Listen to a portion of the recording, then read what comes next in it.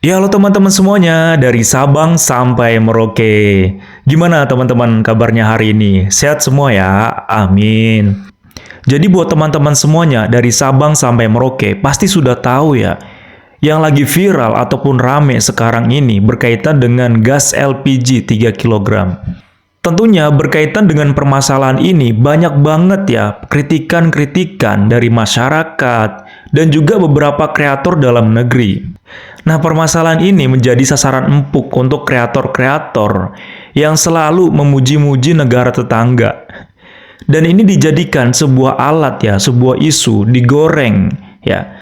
Dan ini dijadikan alat untuk kreator-kreator yang selalu memuji negara tetangga dan diduga selalu merendahkan negara Indonesia. Ya memang ini haknya dia ya untuk membuat video ataupun reaksi ya video apapun itu. Nah tapi hal ini dijadikan wadah netizen-netizen dari luar negara yang diduga yang merendahkan negara Indonesia. Dan mereka menganggap bahwasanya di Indonesia ini sedang krisis gas, sedang krisis energi, dan juga kebijakan dari pemerintahnya itu merugikan rakyat. Sebelum kita membahas berkaitan dengan sesuai judul hari ini, teman-teman. Ketika kita melihat ya permasalahan ini, gas LPG yang langka, itu kan kita harus melihat sisi yang lain. Karena ketika kita melihat yang sisi negatif itu memang banyak. Jadi ini saya memberikan informasi ya kepada netizen-netizen dari negara tetangga. Bahwasanya kebijakan LPG ini, gas LPG ini, pemerintah itu melakukan ini untuk menekan harga supaya lebih murah. Ya kalau misalkan dianggap ya kebijakan ini banyak yang kontra dan juga ada beberapa yang pro, itu sangat wajar. Kenapa bisa di-stop? Karena Pertamina sudah memberikan subsidi kepada masyarakat supaya harga gas LPG ini menjadi lebih murah. Tapi ketika gas LPG ini sampai ke masyarakat, itu jauh lebih mahal. Nah makanya pemerintah ini melakukan sebuah solusi. Jadi, kesimpulannya, saya ingin memberitahu kepada netizen negara tetangga, tidak pernah negara Indonesia ini krisis energi, apalagi krisis energi gas. Kekayaan alam negara kita itu sangat kaya. Jadi, tidak ada ceritanya bahwasanya negara Indonesia itu krisis energi gas. Oke, itu poinnya. Jadi, pemerintah Indonesia melakukan hal ini untuk menekan harga. Jadi bukan negara Indonesia krisis energi ataupun krisis gas. Ketika kita berbicara hal yang seperti ini, ya kurang membanggakan untuk negara Indonesia. Banyak hal kok di negara tetangga yang tidak bisa dibanggakan. Kita ambil contoh lah seperti jalan raya. Diduga banyak masyarakat dari negara tetangga yang mengeluhkan infrastruktur di negara tetangga itu masih kekurangan. Jadi masyarakatnya tuh banyak banget yang mengeluhkan berkaitan dengan infrastruktur jalan di sana. Bukan hanya 1-2 orang, bahkan diduga sampai menelan korban ya untuk jalan yang rusak ini. Jadi informasi ini dari video ataupun referensi video yang akan kita lihat setelah ini tentunya. Oke, penasaran videonya seperti apa? Langsung aja kita lihat videonya.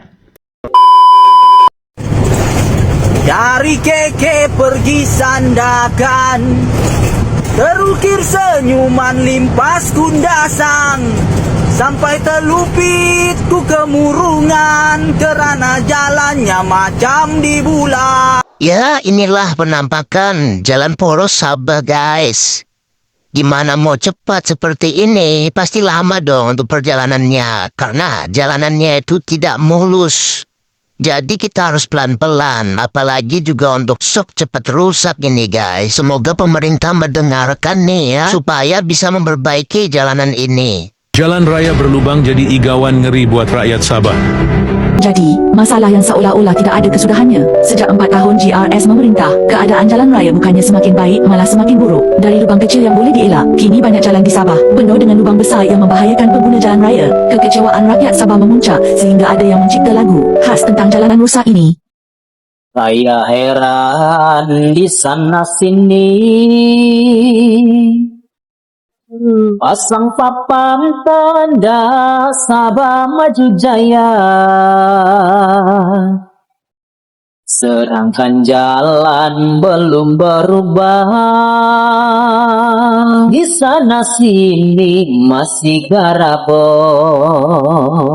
Lagu itu menjadi luahan rasa, frustrasi rakyat yang sudah jemu menunggu, janji-janji kosong untuk memperbaiki infrastruktur. Kini, lagu mengenai jalan berlubang Sabah sudah pun viral, menjadi simbol rasa tidak puas hati rakyat. Selama 4 tahun, rakyat hanya mahu Salam Sabah Maju Jaya. Laporan kerosakan jalan perhubungan yang membabitkan 3 buah kampung.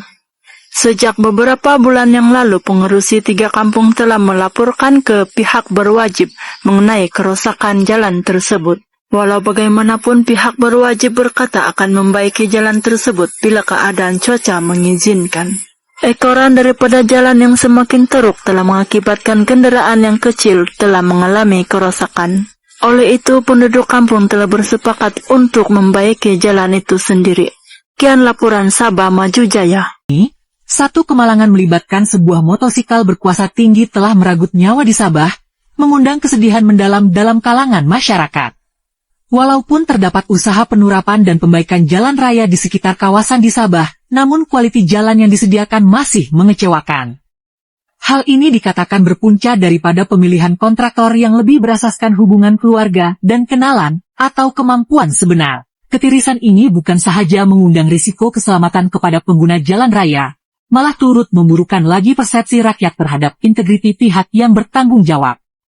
Menteri yang bertanggung jawab di dalam JKR yaitu MP Putatan, yang sering dikaitkan dengan isu-isu integriti, memiliki kekebalan terhadap tindakan undang-undang. Menurut seorang bekas kontraktor mendakwa menteri tersebut sanggup membayar sejumlah besar uang kepada badan integriti untuk mengelak daripada tindakan. Pendedahan ini mencerminkan kelemahan urus tadbir dalam Kerajaan Gabungan Rakyat Sabah, GRS, yang mana tindakan pemimpin parti ini dilihat lebih mementingkan keuntungan pribadi berbanding kesejahteraan rakyat.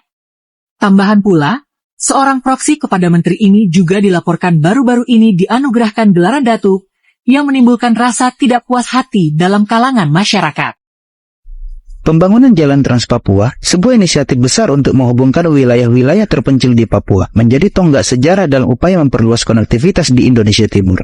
Nah, sebelum Mimin bahas, jangan lupa follow dulu ya, agar Mimin selalu semangat nih buat berbagi informasi seputar dunia konstruksi. Pada awalnya, kondisi geografis dan medan yang sulit di Papua membatasi aksesibilitas dan konektivitas antar wilayah. Trans Papua hadir untuk mengubah realitas ini. Pembangunan jalan yang menembus hutan belantara, pegunungan dan sungai-sungai menghadirkan tantangan besar. Namun, dengan keberanian dan ketekunan, tim konstruksi mengatasi semua rintangan. Jalan Trans Papua yang menghubungkan beberapa wilayah terpencil di Papua memberikan akses yang lebih baik bagi penduduk setempat ke layanan kesehatan, pendidikan, serta kesempatan ekonomi yang lebih luas. Pada tahun 2019, proyek Jalan Trans Papua sepanjang ribuan kilometer secara resmi selesai, memberikan kontribusi signifikan dalam meningkatkan konektivitas antar wilayah di Papua. Pembangunan Jalan Trans Papua tidak hanya merubah aksesibilitas, tetapi juga membuka peluang baru bagi kemajuan wilayah Papua. Proyek ini menjadi bukti komitmen Indonesia dalam menyatukan dan memajukan seluruh wilayahnya. Ini baru keadilan sosial bagi seluruh rakyat Indonesia nih. Gimana menurut kalian? Coba tulis di kolom komentar ya. Ya ini guys ya, untuk penampakan dari Jalan Trans Papua yang dulu kita bisa lihat ya, jalan itu benar-benar hancur, berlumpur. Ya sekarang alhamdulillah sudah bagus semua, sudah mulus dan sudah banyak konektivitas beberapa tempat desa di sini ya. Jadi tidak ada lagi untuk desa di sini yang Nah, ini kita bisa lihat deh guys ya, untuk pemandangannya sangat-sangat indah di sini, teman-teman. Jadi memang di Papua di sini banyak banget, kebanyakan sih pegunungan. Hari ini kita perbaiki jalan.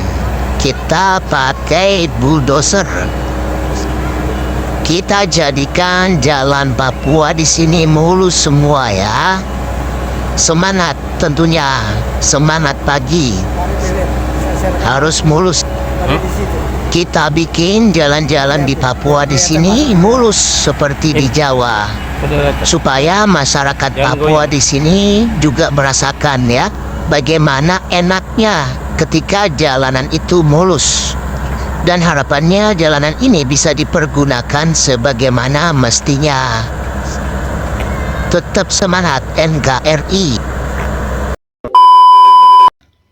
Setelah kita melihat ya informasi dari video tadi, ternyata di negara tetangga itu banyak juga jalan-jalan yang rusak. Dan diduga masyarakat di sana itu bertahun-tahun protes, kemudian diperbaiki. Dan tak lama kemudian rusak lagi. Karena ketika kita mendengarkan berita tadi ya, bahwasanya perbaikan jalan di sana diduga untuk kualitasnya itu belum bagus. Makanya ketika diperbaiki, tidak lama kemudian itu rusak lagi. Dan ini tentunya berbanding terbalik dengan perbaikan jalan yang dilakukan pemerintah Indonesia ke Papua.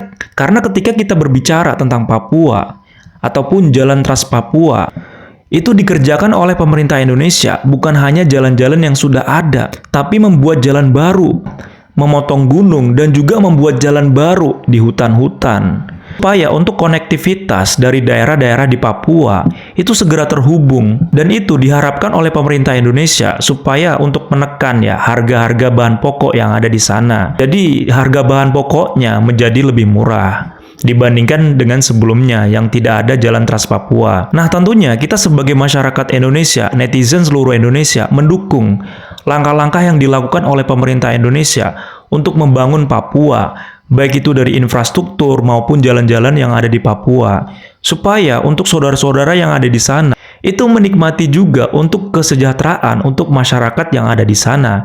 Karena itu memang haknya mereka. Hak kita semua sebagai warga negara Indonesia. Ternyata di negara tetangga kita itu masih banyak juga kekurangannya. Ya, jadi bukan hanya negara kita yang banyak kekurangan, di negara lain di seluruh dunia ini juga masih ada kekurangannya. Karena memang negara berkembang, baik itu pun negara maju, pasti ada kekurangannya, teman-teman.